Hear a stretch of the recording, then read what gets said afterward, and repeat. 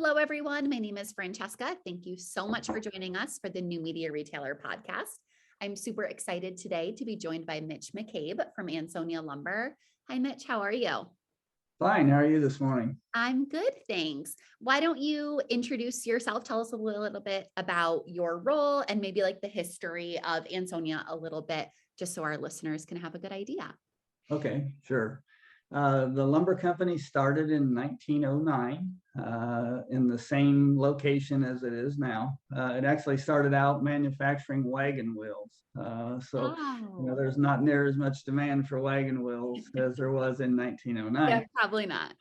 So after a few years of that, they started to expand and they got into lumber and other products. The current owners, which is the Klipstein family, I'm not part of that family, but anyway, they took ownership, I think, in about 1912, right in that range. And we now have the fourth generation of Klipsteins running the company. How cool is that? So that's pretty neat, pretty Yeah. neat. And so I had the pleasure of working for three of the generations. And now, of course, the fourth generation. Wow. But it's in Ansonia, Ohio, and Ansonia, Ohio is a town of less than 1,000 people. So obviously, we have to go beyond our general location for customers. Right. The county that we're in is a very rural county. It's one of the Okay. most rural counties, or agriculture is a real important part of the economy of this county. Okay. So we deal a lot with farm buildings. Some of that is for livestock. Of course, there's a lot of soybeans and corn grown around here.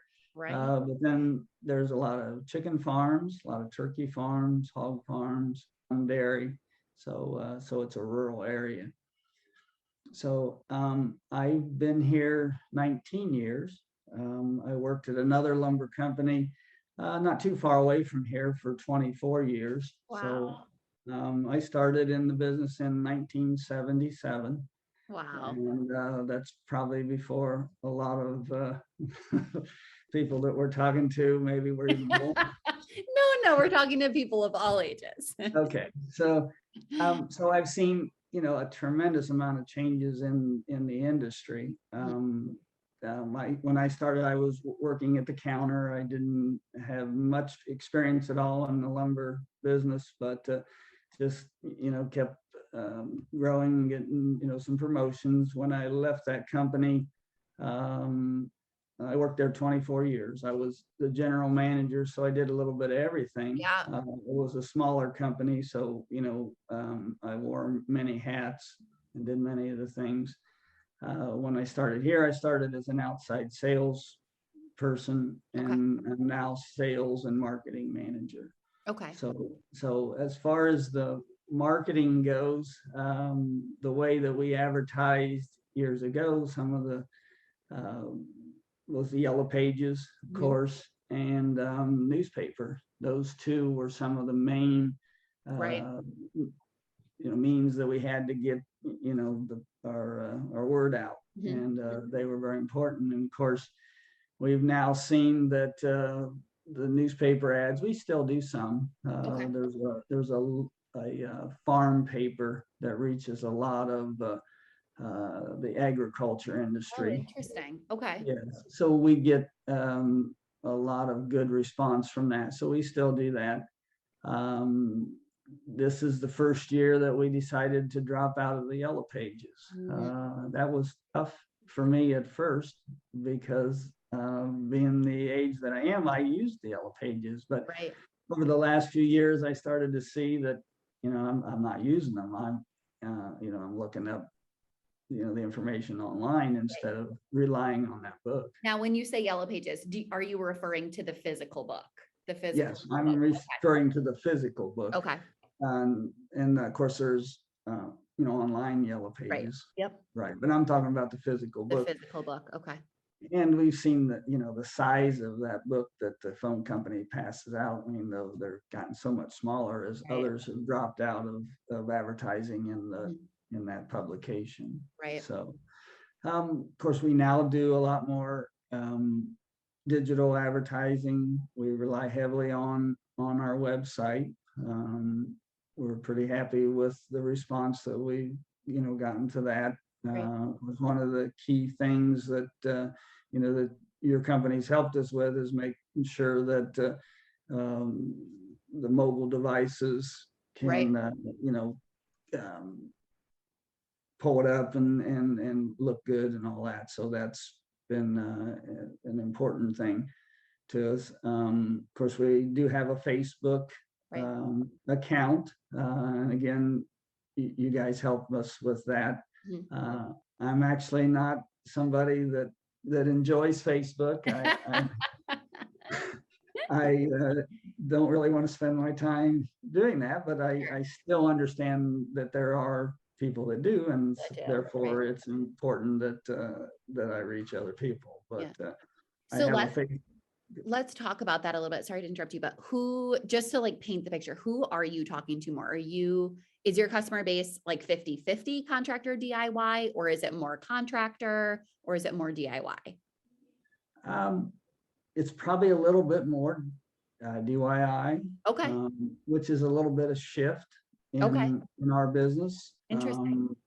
Years ago, it was way more contractor Okay. based than it is today, for various reasons. But you certainly can reach both customers by that. But I feel that probably the Facebook reaches maybe more of the DIYs than DIYers, the yeah. contractor customer.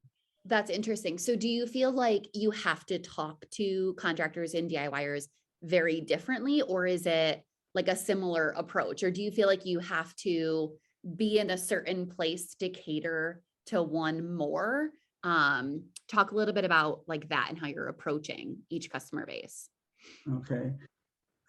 I think the contractor maybe needs a little bit more attention, especially when you're trying to, get that new customer. They're a little bit more interested in the services that we offer than maybe what the DIY, although those same services can be important to them. But with the contractor customer, we have an in-house draftsman. We'll draw home plans, we can draw additions and things like that. So that helps get that contractor customer.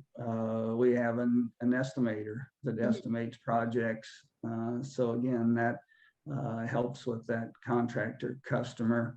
And of course, we do those same services for a homeowner. But with a contractor customer, you get that repeat business. Right. You have to keep selling every project every time. Yep. If you take good care of them Right. and meet their needs. Yeah. Yeah, definitely. Let me ask you, do you feel like introducing new technologies to your business? So starting out in 77, probably didn't have a website for your business at that time. Right. Obviously, probably a lot of more like face-to-face interaction, over the phone interaction. Do you feel like new technologies that have been introduced, website, social media, probably a point of sale system in your store, has changed the way you interact or talk to your customers? And maybe even like marketing would fall into that too. You used to rely on newspapers, now doing like more social media.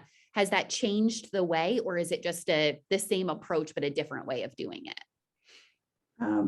It's changed the business quite a bit. One of the things, people expect a quicker response Sure. than they used to. Mhm. Like say back in 77, not only did we not have a website, we didn't even have cell phones Right. at that time. So customers didn't have the same level of expectation of a response as Right. they do today. So that certainly has changed the business. Absolutely. And other ways, it's with sending out our e-blasts, it's a way to get information to our customers a little quickly, maybe a little more timely than what it used to be with newspaper and certainly with the yellow pages. Do you feel like there's an expectation to keep talking because of technology, like more of a pressure? Like in my mind, the way like a newspaper ad would maybe run is like you work with your newspaper salesperson, you do one ad, and maybe that ad would last you 2 weeks, 3 weeks, or a month before they're calling you back to do another one. But with social media, you do a post and then you need a different post and then a different post. So you certainly need like more variety. Do you feel like there is more of an expectation to talk more often to your customers because they expect a quicker response? Yeah, I think that's probably true, especially if you want to stay, relevant, if you want to continually, be, accessible to the customer and, Right. and to be constantly giving them fresh content. Right. So yeah, it does, I think, takes a little more time Sure. to do that than what the old way did. Yeah. Yeah. And just so we understand, who are like the competitors in your area? I'm sure there's not like a Lowe's or a Home Depot. Maybe those are your competitors, but like in your 1,000 person town. But who are your Mhm. competitors maybe like in a 25-mile radius? Okay. We do have a Lowe's that's about 8 miles away. Okay. So, Okay. so that certainly is, the county seat Okay. of the county that we're in is about 15,000 people in it. Okay. And they do have a Lowe's. Okay. Matter of fact, that's the only lumber yard that they have. There are two other independent lumber companies that do similar things to what we do in our county. Okay. The one would be maybe 10 miles away and the other Okay. one 18 miles away. So Okay. You have a those, few in a 25-mile radius. yes. Mhm. And then you have other competitors that one of them is what we call one-steppers. And what a one-stepper is a kind of a wholesale distribution company that will sell directly to contractors Got it. Okay. instead of it used to be that the wholesale distributors sold to the retail lumber companies and the retail lumber companies sold to the contractors. So Right. we certainly have those, and those companies will certainly service a larger radius Got it. than maybe what we even do. So those are competitors. There's small businesses out there that it's just kind of interesting that there's companies that we call roll formers, and roll formers are companies that take the coils of sheet metal and they roll form them into metal roofing and siding.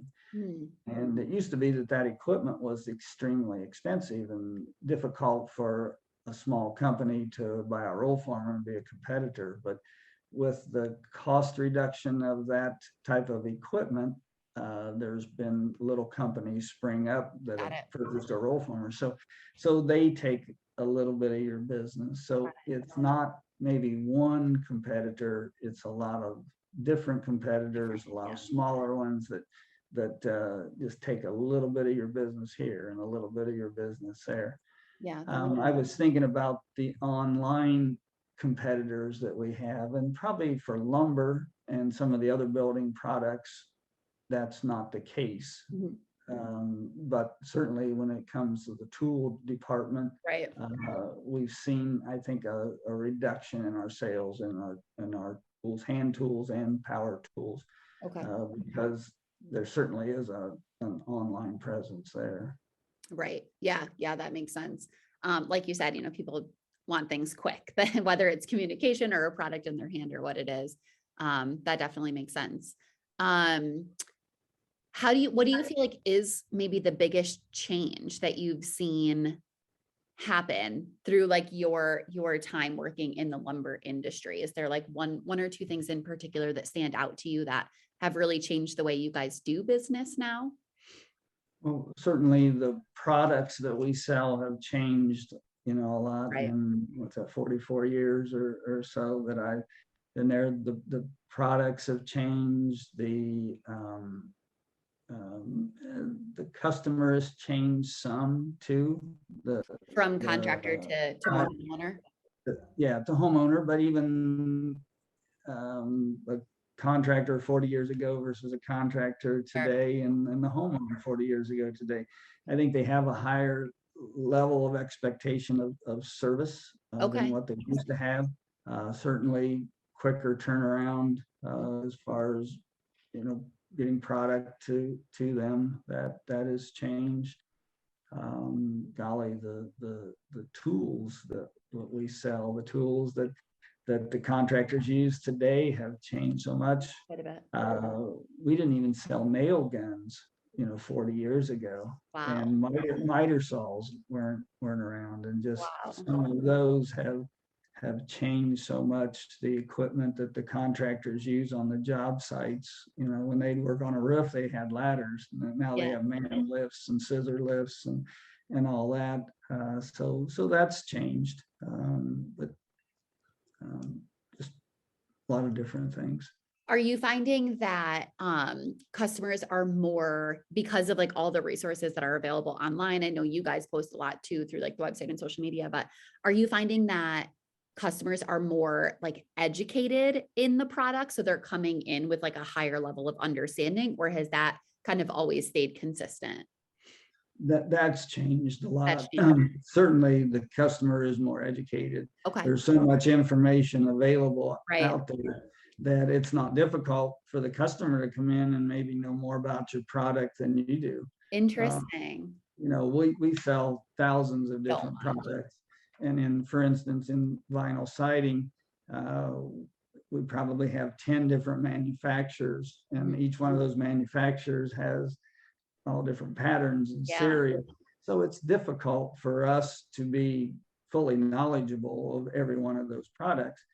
But certainly if you want to find out more about, one of those in particular, the resources are there for us and for the customer. So the customer is a lot of times more educated than what they used to be for that reason. Sure. And do you feel like that's changed things for you guys? Do you feel a demand to like maybe have more reps come in and like do trainings, or do you feel like because of the customer service that you offer, it hasn't like changed it too much? No, we try to, especially in the winter when it's a little slower, our business slows down in winter, it gets cold here. Right. And so during those, where the business is down and you have a little bit more time, we try to do quite a bit of product training and to try to keep our sales staff as knowledgeable as possible. Sure. And we have sales meetings twice a month. We had one this morning. We get everybody here at 6:30 in the morning, and we wow. got new products. Yeah, there's some I saw this morning. We're kind of nodding off a little bit. But yeah, that would be me. But yeah, we bring in outside people. Sometimes it's hard to get them here at 6:30. But yeah, I believe it. We did have one 2 weeks ago that came in, and it's important to keep the staff as knowledgeable as possible and just make them aware of the products, and then challenge them on their own time to learn more about it, to look it up, because it's constantly changing. Absolutely. And there just seems to be so much more options in product than what there used to be too. Yeah. Now, obviously, you talking about training makes me think about, a lot of conversations I've had with stores is about difficulty to keep staff right now, but also then to hire new staff if they're in a position where they need to, because training is so difficult and does take so much time. As you know, obviously you guys are investing a significant amount of time in training. Is that like a difficulty you guys have found, or do you have like a pretty good team right now? Has hiring not been an issue for you? Hiring hasn't been too much of an issue for us. We've been able to bring in some younger staff here the last few years. We've got of our sales staff and office personnel, not quite, just a little bit less than half are 60 years and older. Okay. So in a few years, we're going to have some challenges of replacing these people. And a lot of them have 20, 30, 40 years of experience So in the much experience and industry. knowledge. Yeah. Yeah, we've got one guy, Dave's 75. This is the only job he's ever had, and he's Wow. worked here, I think, 56 years or something. Wow. So how do you replace somebody like that? Absolutely. Our turnover is pretty low. I'd say lower than what the average would be. And I think that has a lot to do with the family atmosphere here. And, just working with the employees and letting them see how important they are. Yeah. And it's challenging too. We all know that there's a labor shortage, and Right. certainly that's caused the increase in wages. So that's something you have to be mindful of. Right. Of course. Of course. Now, what would you say is like maybe one of the biggest challenges you guys are facing today if it's not hiring? Um, Getting product in a timely fashion. I mean, it's just unlike anything that I've ever seen before.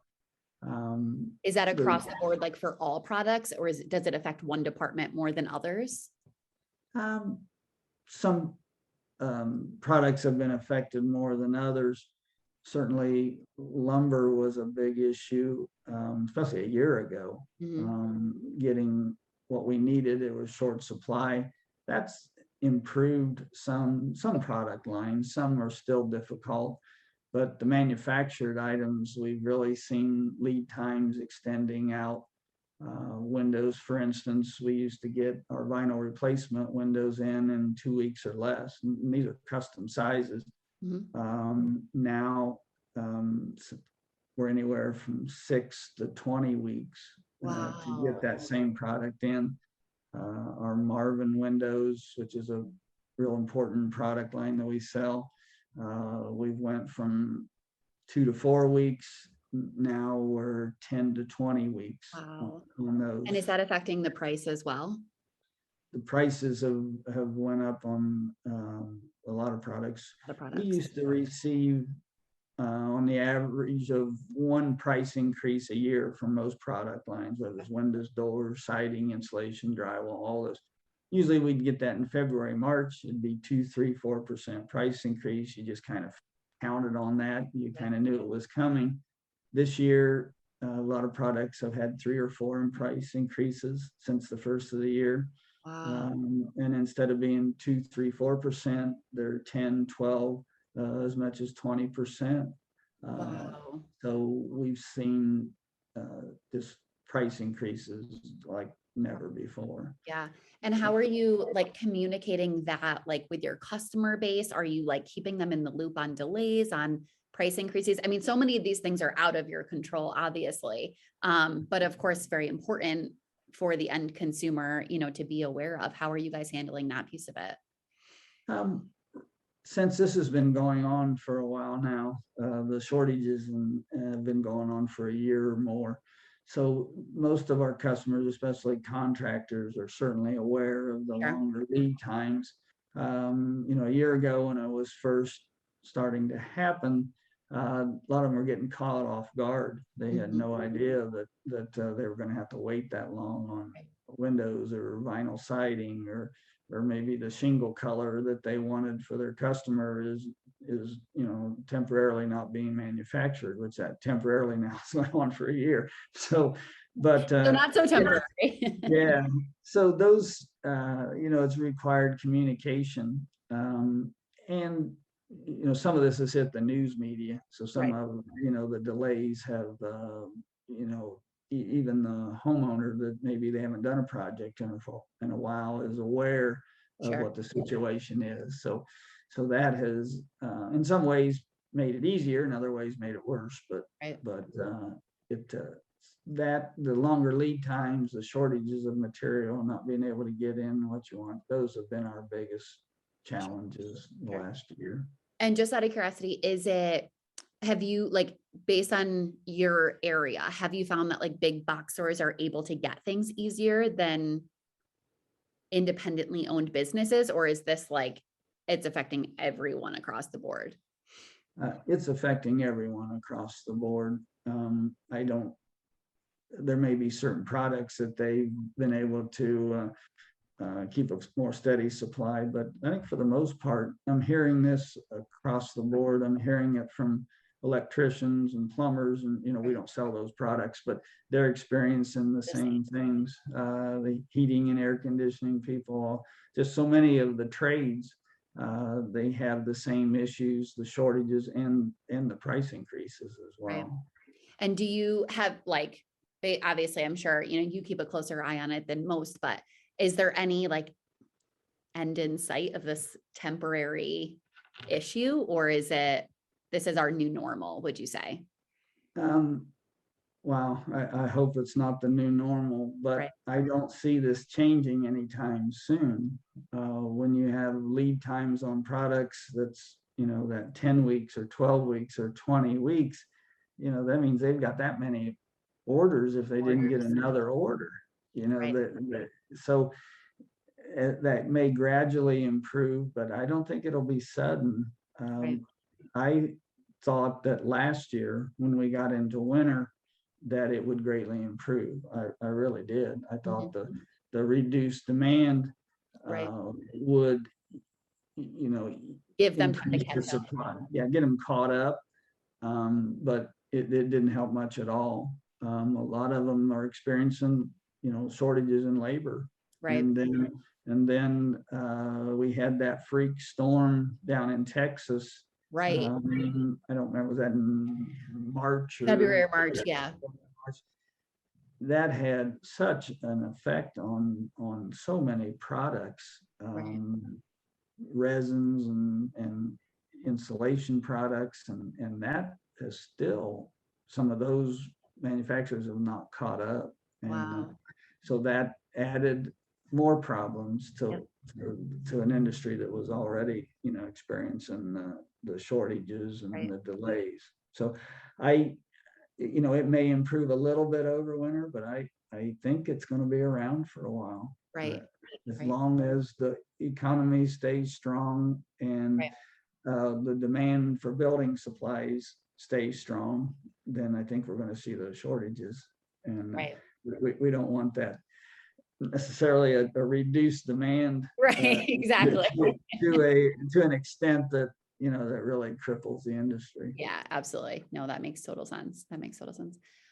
What advice at this point would you give, if somebody was wanting to start a lumber yard, understanding the difficulties of the industry that they're in, what advice would you give someone, or maybe not even somebody interested in starting a lumber yard, but maybe you guys are going to be looking to replace employees that are looking to retire. What advice would you give someone who is just getting started in this industry, knowing the challenges that you guys are facing right now?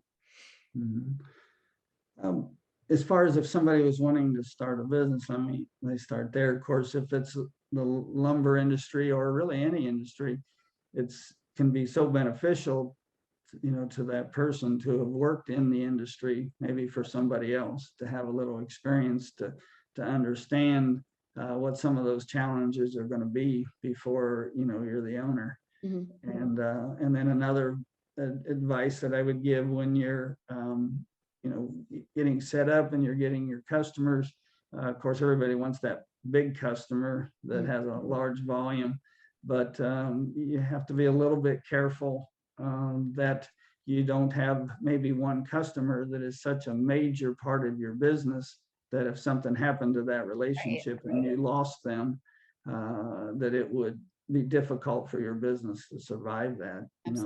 Sometimes that can be, maybe one customer is a third or a half of your business, and if you can't afford to lose them, that's not a healthy place to be.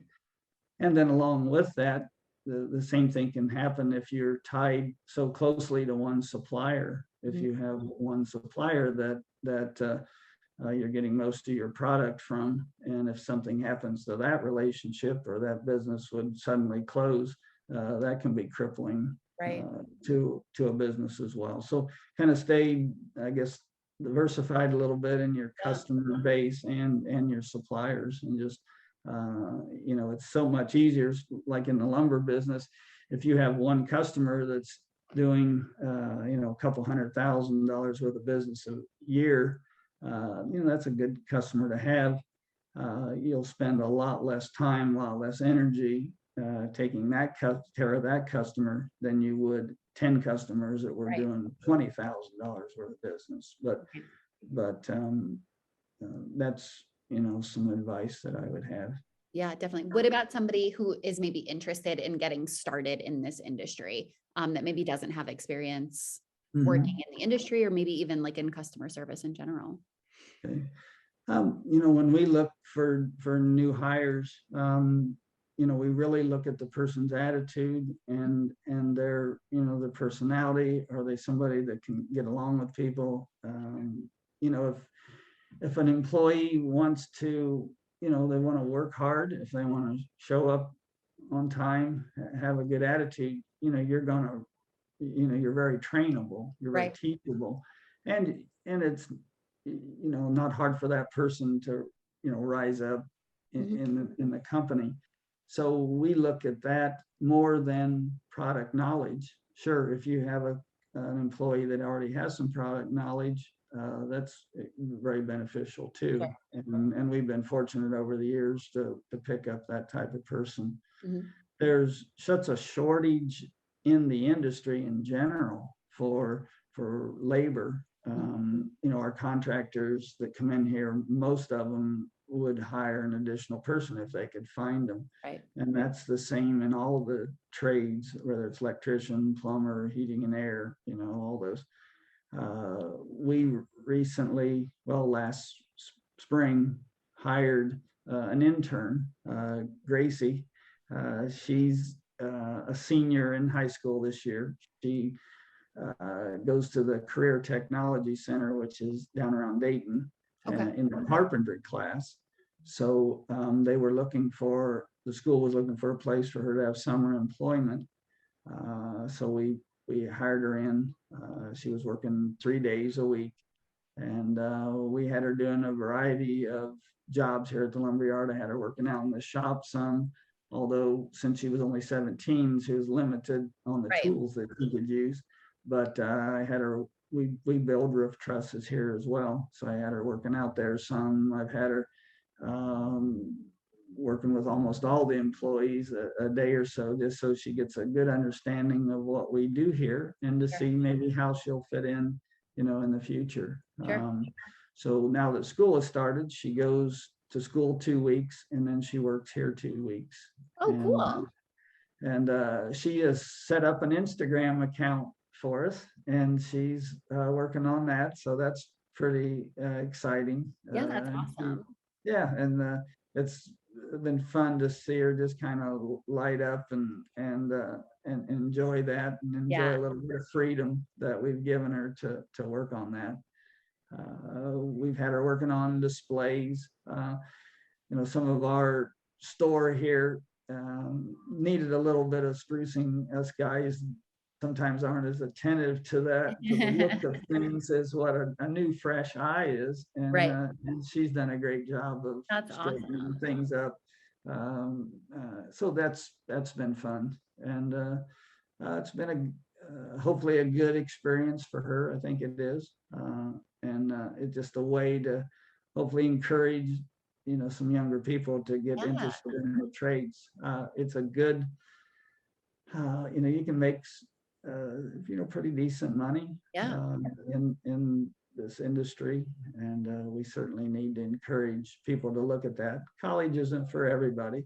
All service jobs. Yeah. I mean, it's difficult. It's hard work for sure. But yeah, I mean, those jobs are so important. And I know that they've really struggled with labor shortages there for sure. So I don't think I have any other questions for you. I'm so grateful for your time. I feel like so many other businesses will benefit from hearing all about like your experience and things that have changed since you started and what's working today.